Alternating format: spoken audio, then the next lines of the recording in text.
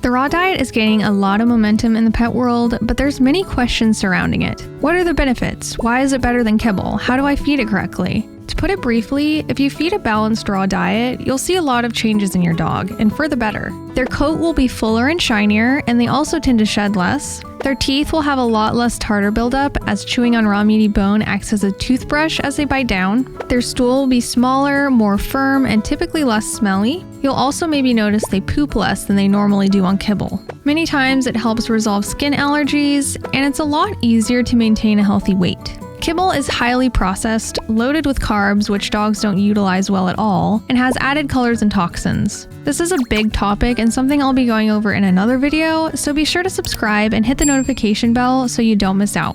If you're wanting to switch your dog to a raw diet but don't know the right approach, there are a few ways to go about switching over to raw, and it's usually dependent on your dog's age and overall health. The two main ways to make the switch are switching cold turkey and the gradual transition. Let's start out with cold turkey.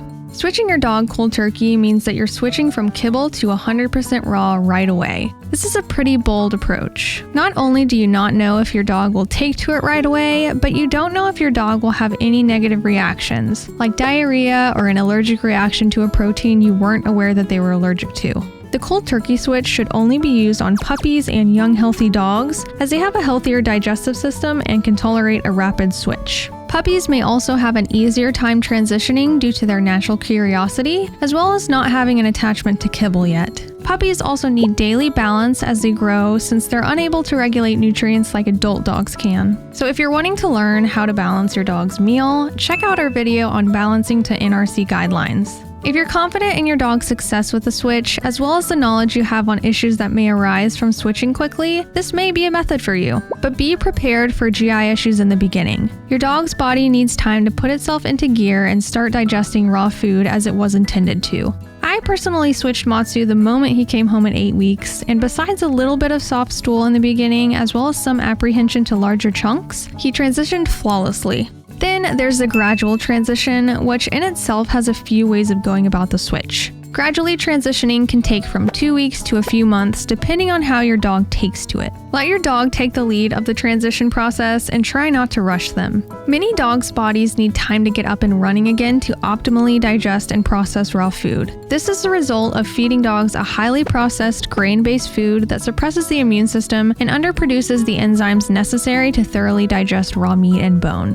The first way some raw feeders transition is giving their dog raw as a treat throughout the first week or so while they're still eating kibble. This is a better transition for puppies and younger dogs rather than seniors. This approach is initially testing the waters to make sure your dog will eat the raw food, as well as if there's any reaction to a protein. Monitor your dog's stool every day, but if you're wanting to feed a PMR or a barf diet, which is essentially creating the meal yourself with raw meaty bones, muscle meat, and organ, this will just add one more step for you in the transition process, and I will go over this shortly. If you're planning to do this, be sure to offer white muscle meats as their first treat, like boneless chicken, rabbit, or turkey. If the stool is normal and they aren't showing signs of being allergic to the pre-made raw or the white meat that you're giving them through day 5 and 7, replace the entire meal with raw. If you're feeding a pre-made grind, you've completed the process. If you're feeding a DIY meal, give them the white muscle meat, but add in a raw meaty bone like feet, necks, or wings from chicken or duck, or rabbit raw meaty bones, as well as a fiber source. Pureed dark leafy greens are preferred, such as kale, Swiss chard, spinach, and dandelion greens. The bone will help keep the stool firm, and the veggies will help bulk the stool during the transition. If your dog is doing well on this after a week or so, start adding in new red meat proteins like beef and pork. If there's no reaction to these proteins, you can start slowly adding in the organ meat and decrease the veggie blend. Start out with liver, then add in the second secreting organ, again while watching the stool. If you're unsure on how much you need to be feeding your dog, here's an example. First, you need to figure out if you want them to gain, maintain, or lose weight. My 2-year-old 25-pound corgi is moderately active, and I want him to maintain his weight, so I choose to feed 2.3% of his body weight. 2.3% of 25 pounds is 0.575 pounds. Converted to ounces, it's 9.2. So Matsu needs to be fed around 9.2 ounces daily. The ratios used to create a DIY raw diet were set in place to mimic the whole prey that they would eat in the wild. This is usually 80% muscle meat, 10% raw meaty bone, 5% liver, and 5% other secreting organ. For this transition process, however, the ratios are altered to 70% muscle meat, 10 to 15% raw meaty bone, and this range is dependent on the stool, and 20% veggies to help bulk the stool. So Matsu would need 6.5 ounces of muscle meat, 0.9 ounce to 1.4 ounce of raw meaty bone, and 1.8 ounces of veggie mix. You do need to count in the muscle meat on the bone into the muscle meat percentage. I will put a link to this in the description below that explains a little bit more. But for example, chicken necks are about 36% bone and the rest is muscle meat. Once the organ meats are added in, the amounts change to 7.3 ounces of muscle meat, 0.9 ounces of raw meaty bone, 0.5 ounces of liver, and 0.5 ounces of other secreting organ. If you choose not to feed veggies, replace them with muscle meat. The second approach is the combination transition, where you offer both kibble and raw in the same meal and gradually increase the raw while subtracting the kibble each day. This can be used at any life stage. Start out with adding 1/8 raw and 7/8 kibble for a few days, then 1/4 raw and 3/4 kibble for a few days, and as long as the stool is looking normal and they seem to be doing fine, increase to half raw, half kibble, then 3/4 raw, 1/4 kibble, then 7/8 raw, 1/8 kibble, and finally 100% raw. Again, go at the pace your dog needs. The third approach is similar to the second, however, instead of combining the raw and kibble together, they're fed as separate meals. This can be used at any life stage. The portions are the exact same, just feeding one portion in the morning and the other at night.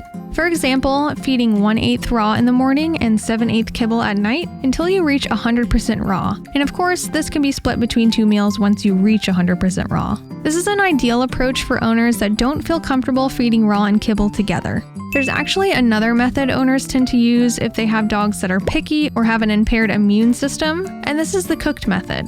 On the first day, introduce the raw food in a cooked state, not including the raw meaty bone, as feeding cooked bones is dangerous. The next day or so, cook the food 3/4 of the way, then half of the way, then 1/4 of the way, and then serve raw.